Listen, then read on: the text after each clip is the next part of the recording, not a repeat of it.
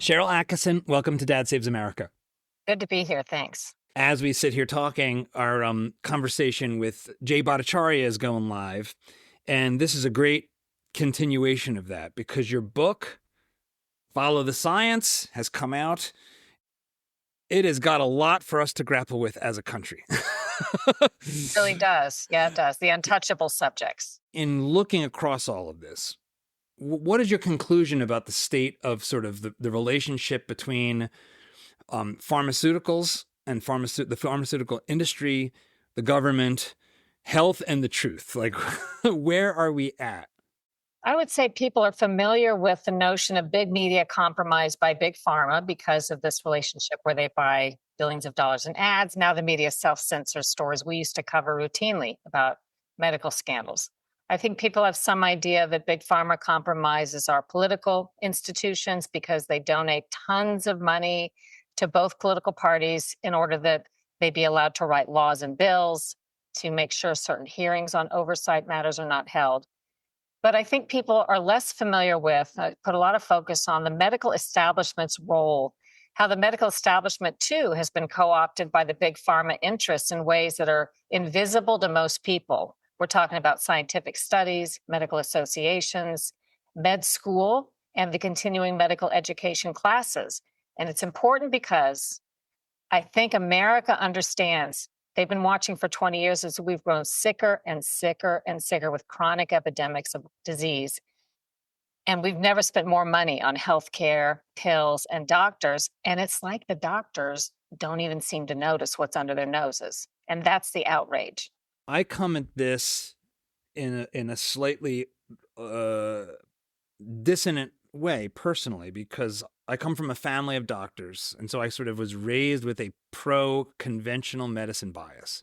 And yet, I think I've gone on the same journey that the rest of Americans have, especially with COVID, of just watching us all get lied to at the moment where these institutions, especially CDC and NIH, should have been like the shining star. Like, this was your moment. Global pandemic, infectious disease, like the definition of a public health thing. And we just got gaslit at every turn. Is that one of the things that bookended why this book is out now? Like, because you started this road going back a while. So maybe start with where you begin and why now. Well, might I add, just as an aside, we've paid billions of dollars in tax money just so that CDC said they would be prepared for just such an event, which they always said was inevitable. And then when it happened, they acted like they had no money had been spent, no plans had been made. They had no idea what to do, which is ridiculous. But I'm not unlike you. My dad's a doctor, my brother's a doctor. And as a skeptical journalist, that was the last thing I was probably skeptical of. Like, as late as the year 2000, I naively thought doctors acted on the best medicine. There were very few with ill intent. Research studies were pure and to be believed in scientific journals. The federal agencies couldn't lie. And I kind of went down this road because CBS News started assigning me to cover medical controversies as an investigative reporter. And I quickly learned most of what I believed about medicine and certain diseases and disorders was not true, and that there was great evidence on the other side proving it wasn't true. And I'm thinking, why did I always assume that I knew what was going on just because I had been fed these narratives and these lines my whole life? And as I continued covering these stories starting around the 2000 time period, I began unearthing and breaking a lot of news, more and more that cast doubt on the entire system in place that we rely on today when we're taking medicine or taking care of our health. Hey there, friends. John Popola here. Now, this conversation with Sharyl Attkisson is a little unique because it was originally an hour and 15 minutes. But after being uploaded here on YouTube, it got flagged for medical misinformation.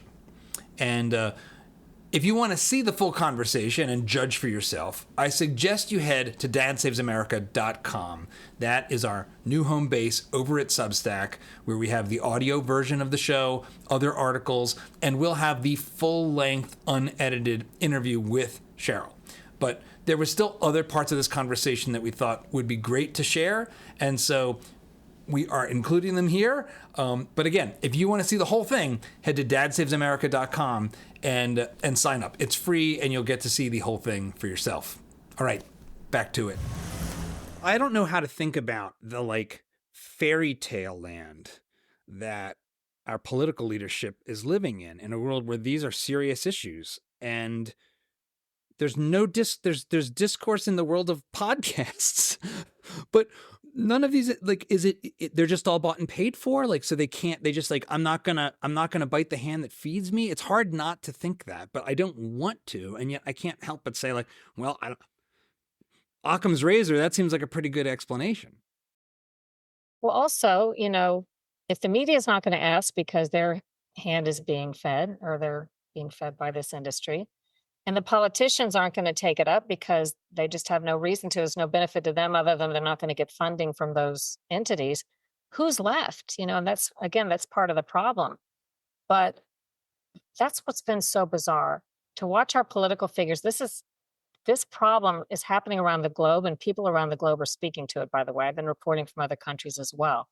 They're sick of their establishment politicians talking about some problems they care about, but A, not doing anything effectively about them, but B, ignoring the biggest problems. And I would say the press has changed into an animal in the past 15 to 20 years, where I used to, and some other reporters as investigators, we got our story ideas from listening to people, not from a press release comes out from the government or from some nonprofit that actually works for industry.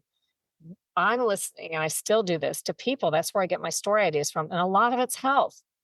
But it's turned into a profession, journalism, where they're just getting people send them press releases and narratives and political narratives and government press releases. And that's where their story ideas come from. So in their world, they don't talk about this stuff every day. I mean, at home they might, but it's like they separate this discourse that we all talk about, that's in all the newspapers, the big papers, and talking about on TV, but it's not what anybody's caring about in real life. And I try to pluck at those stories, but I feel like there aren't many people doing that.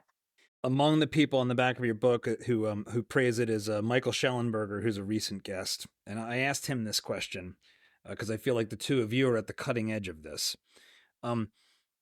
When you are doing this kind of reporting, and when it is necessarily about unearthing problems, and the trust in these institutions is clearly they're not worthy of trust. How do you think about your own discernment around pursuit of truth and not becoming a kind of reflexively heterodox thinker or everything is a disaster? I'm worried, not in equal measure, but maybe with our country and the public and myself just becoming nihilistic and saying we should just burn it all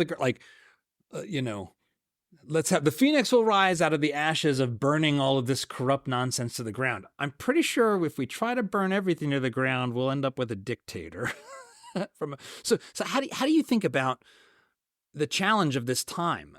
Where to turn for sources of trust, how to not let your own mind become corrupted in a different kind of way. It'd be reactionary. It's a good question, because I went from probably never questioning medical things to now, I think, being an informed skeptic, where I question most things if it is a narrative being put out officially in any way, or being repeated using the same verbiage, the same fake fact checks that are debunking the same things. I reflexively say, and I do tell people, you should at least consider, when you hear everybody saying one thing, that the opposite may be true, or that something on the opposite side may be true. And your first question should be, who wants me to believe this thing and why? Why are they censoring something? There's some powerful interest that doesn't want me to hear the other thing. I should hear the other thing. So I think that's actually healthy, sadly, in this environment. And I don't think there's a simple way out. I think 20 years ago, we needed to start turning the ship. It can't be changed overnight. And you're right. There are certain things that could be done. Even the process of changing everything to try to improve it could be co-opted by the same interests who are very smart, usually 2 steps ahead of everybody else, because they're already thinking about what's going to happen if Trump's elected and puts Robert F. Kennedy Jr. in a position. They're already mapping out the counter plan. So it's hard to know the real way things could be changed. And you're right, something worse could be around the corner if we start saying we're just going to throw everything out, not believe everything, and then we end up destroying our medical system. So it's a delicate thing, and I don't have the answer. I do think if people were interested in a genuine level in fixing it, I believe there's a little part in the book where I talk about we should have had and could still have a COVID committee of types with Dr. Jay Bhattacharya's on it, people like that, who inarguably proved correct about things. We have a track record now. We don't have to guess. You would want the people on it now, not who made the wrong decisions and put out the misinformation.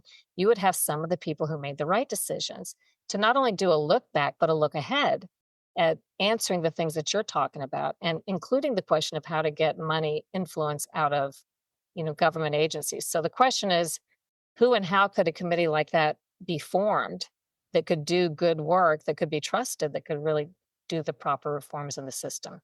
Do you have any advice for viewers and for me personally for how to navigate the information landscape that we're in? Because we are swimming in what my friend Martin Gurry calls an information tsunami.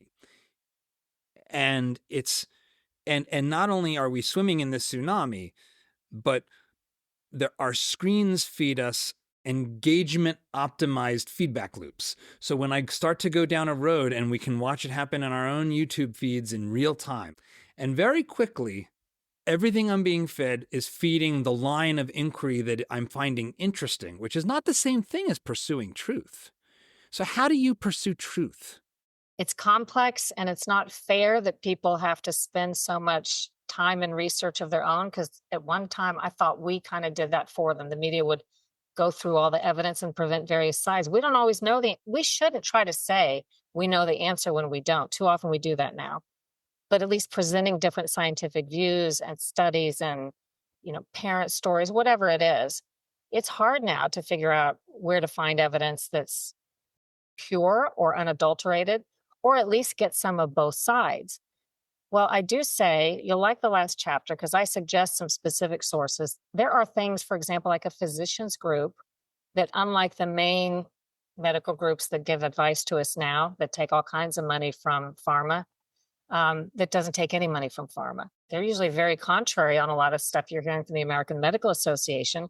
You don't have to believe them, but at least you can say, okay, here's another professional group, and what they say is the flaw in what the AMA is talking about. And then you can decide what you think, but at least you have better information. There are resources that you can go to that have studies that they cite that you can look at to counter or at least add to the body of evidence from the studies that you've read that the other side pushes out. And it's going to take some critical thinking, but I've gotten pretty good. It's taken a long time, but other people can be pretty good too at this critical thinking exercise and finding sources that you can say, this is more trustworthy based on the track record. So I will now weight that person's information and advice more in the future on other topics than I weight those of the government that's been wrong in the past. Like, you have to make your own calculus, but it's possible, and there are resources being developed. The white pill version of the moment we're in is to say the media always sucked, and we actually have more information than ever before. We were lied to about, Gulf of Tonkin. You can go back to World War I and the Lusitania. It's like the New York Times carrying water for Stalin. On net, we are in a better position today than we were in the era of Walter Cronkite, 3 stories, and that's the way it is. Do you feel that's the case, or do you have nostalgia?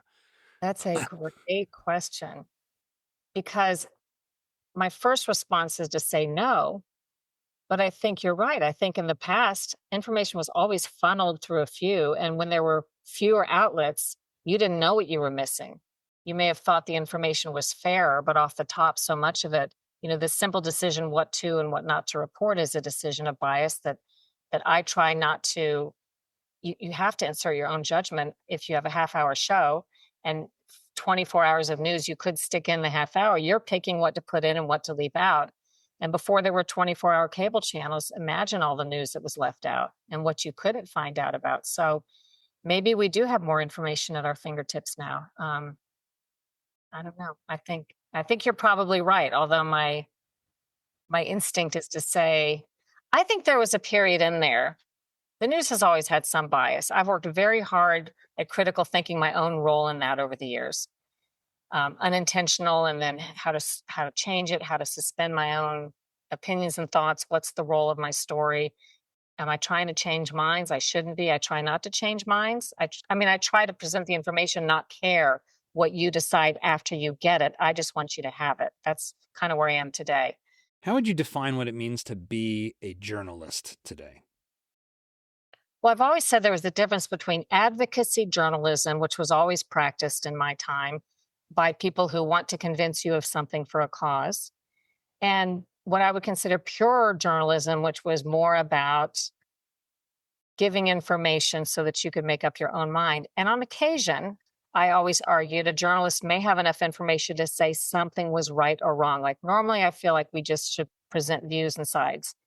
But occasionally, you've done enough research as a deep dive investigative correspondent to say, as I did during Firestone tires causing Ford Explorer rollovers, I had documents that showed Ford had knowledge of this many years before, and it was written down. So I could say, Ford says they didn't know, but here's a document that shows they did. So, Yeah. but short of that, I think our role in general was to present different sides, and you're not supposed to take a side, particularly with something you can't possibly know, which they do all the time now. Like on that debate the other night on the cats being eaten, and that anchor said, I've seen a lot of, I believe that's true based on what I know from traveling to other countries and what I've seen. I believe there's probably merit to that, although I haven't decided one way or another because I haven't seen firsthand. But I certainly wouldn't say the city manager says there's no evidence. You're relying on the person that wants the city to look good, who could be blamed for all of this happening, to Right. say there's nothing wrong. And then you're telling the world that that's a fact check when it's not. I don't think that's a role of journalism. I think our role is to bring forth information on interesting and important topics for people to consider. My role on my TV show Full Measure, I've taken on to be, I particularly look for information on subjects that are being censored or underreported, or views and information that are being censored and underreported. That's what my show's turned into in this environment. And I think it's been so professionally rewarding. I may not even agree with, I certainly don't agree with all the views that you're going to hear on the program, but I think it's important if someone doesn't want you to hear them, I think it's in general important that you do hear them, if that makes sense. You were targeted in a way that is worth revisiting very briefly because it is outrageous, by the Obama administration. Can you recap what happened for those that aren't familiar with how, what maybe opened the door to you looking hard at your industry and the world?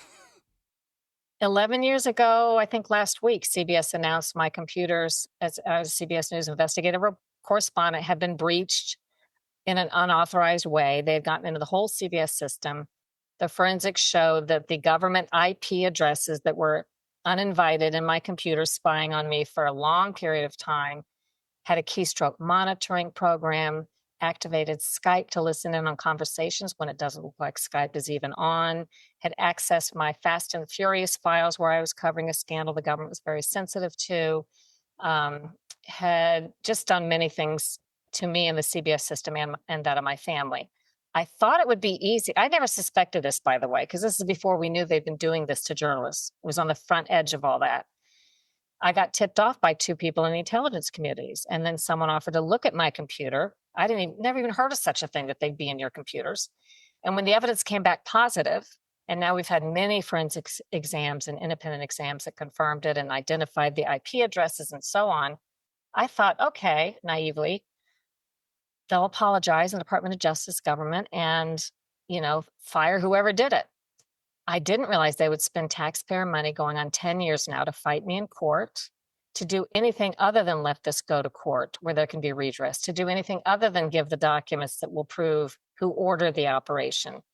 I've come to understand that'll never happen, although I've won a small victory, a clerk's default against one ex-agent that confessed being involved in conjunction with an ex-Secret Service agent also on the team who was in prison for other charges when we got his name and he was identified to us, other corruption. The clerk's default I won against this ex-agent. Well, we should have a damages trial soon. Not that he has money or that I would ever see money, but it's the point of trying to hold someone accountable. He would have been able to theoretically testify about the higher ups who he had said in previous conversations ordered this and was doing it to other journalists and other citizens. But he has now disappeared / died. So, that's kind of where it's going to end. I guess I will have a damages trial that won't go anywhere. I can't get to the higher ups because the courts require you to have all the proof about the higher ups before you can get discovery to get the documents about who ordered it. Like it's this weird circle. You have to have. So okay. You have to have the proof before you can do discovery, which is the process of uncovering all the connections on the basis of reasonable or probable cause or something to that. That's right. My attorney said this is one of the little known conundrums of courts today. It's been turned into sort of this joke system where they can do that. They basically say I have no ability to force someone to give me depositions and evidence, but they're sort of like going to someone who's a family of a murder victim and telling them, gather all the evidence before we can charge the person that we think that you have some evidence did it. You have to get the fingerprints. You have to get the interview with him. And he's just going to say no. And how do you get the fingerprints if you have no right to go in the building? So they want you to have stuff before you can get the documents that would prove the stuff that would get you to trial. So I've kind of given up hope that we're going to get the names. I know some of the names because I have good sources, but I can't prove those names. I don't have anything on paper that proves these people did it. I just have the names of these lower level agents that took part in the operation. For people who aren't familiar with, or maybe we're too young to be paying attention to such things, real quickly, what was Fast and the Furious, and what was your role in reporting on that? Like many stories, I hear about something from a whistleblower or a source, and I think that can't be true. There's no way that's true. And then often it turns out to be true. And in this case, I got a tip about the government literally under the Obama administration, although a bit was done even under the Bush administration prior to them. See, this government establishment runs regardless of who's president, by the way. Yeah. But I got a tip that the government was intentionally allowing guns to be sold and putting them in the hands, thousands of them, of Mexico's drug cartels. And it just seemed so outlandish until I got sources who were currently doing it for the government, including one who went on camera because the government denied it. Oh, what fantasy. Ha ha. What is Sharyl talking about? And he went on camera, sitting federal agent, and looked in the camera and said, I've been doing it every day since I've worked here. You tell me I haven't been doing it. He had videos, he had evidence. It broke this global story. And the government was really mad at me because the goal is to, stop the reporter, not stop the problem. So they initially denied it, ultimately admitted it, ultimately apologized, but that was over a long, probably year process under which Eric Holder and the Department of Justice gave false testimony, gave false information to Congress. He was held in contempt for not turning over documents. I think the first time an attorney general was held in contempt of Congress. And when the documents were finally leaving the White House, which initially said it knew nothing about it, they went from saying it was a little local operation, nobody knew.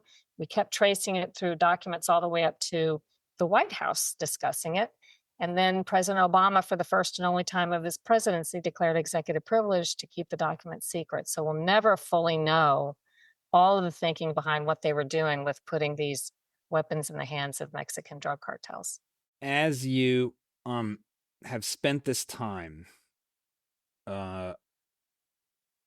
looking at the medical system, how has it changed your own choices?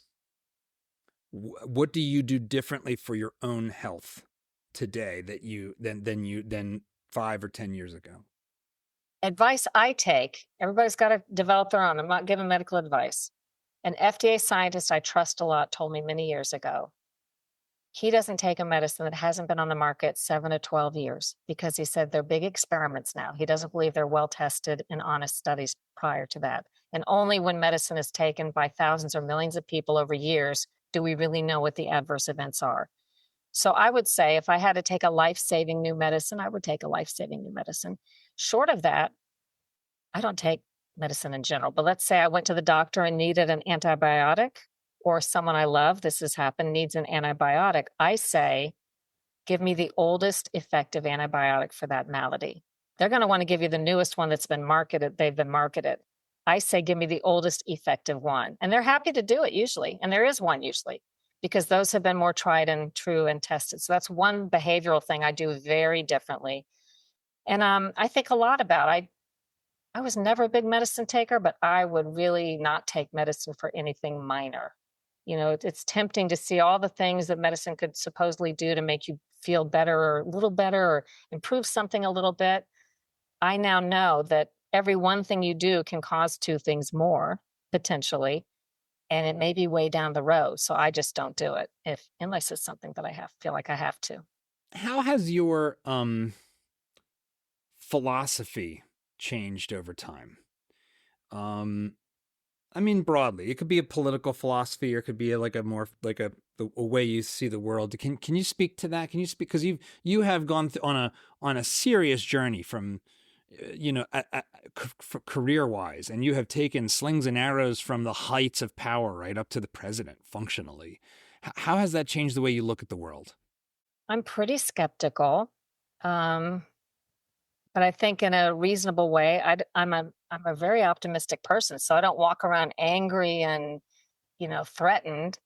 But I feel smart. Like sometimes it's almost like every time I hear something and I sense that something's wrong or there might be an agenda, and I do a little digging and I find it, I'm like, I knew it. So I kind of like that. It's kind of a fun thing. What's more important about my job now than it used to be is unearthing information that the censorship complex doesn't want you to have. I think it used to be, I just like to inform people and explain complicated things and put information out there. I think it's never been more important to find that information that matters that other people aren't going to tell you about. I mean, I'm really worried about the fact that people are talking about censorship and the media is defending it. I mean, 10 years ago, let's see, until about 2015, nobody was talking like that. And the fact that the media's bought into it, there are people that want to restrict the free press and your free speech and change the thing that this country is supposed to be about. It's not for anybody's good. And once we cross over a certain line, like if Elon Musk hadn't bought Twitter and loosened that up again a bit, we're very close to being in a precarious situation where all of our information is like North Korea, where I imagine in North Korea, as bad as things are, if they have TV and you were to watch the nightly news, if they had nightly news, they'd all be told how wonderful it is in their country every day. And everyone I picture would be like living in squalor, knowing better, but with the utter inability to do anything about it. And I really don't think we're all that far from that. And there's an epic battle going on around the world between people like me and people that want to rise up against this, and the establishment politicians in all parties who want really not to have people like Robert F. Kennedy Jr. or Donald Trump, or frankly, even Bernie Sanders in a position outside of the establishment, listening to people and bringing forth what the people want versus what this establishment has built itself into. I'm very concerned. What do you think is at the root of today's journalists becoming advocates for less information for the public? And that seems to, I mean, one recent example is there are people who call themselves journalists who were celebrating that Kamala Harris was not doing interviews with the media. That's right.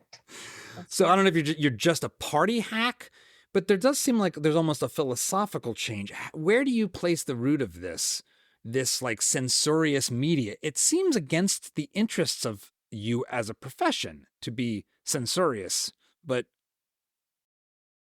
So this was a campaign that was launched in 2015. I believe I traced in my last book, The Smear, or the one before that, Slanted, where I was able to pinpoint efforts by well-funded billionaires behind the scenes working to form all of these journalism nonprofits and to fund all these fake fact-checking groups that didn't exist, all for the goal of getting us where we are today.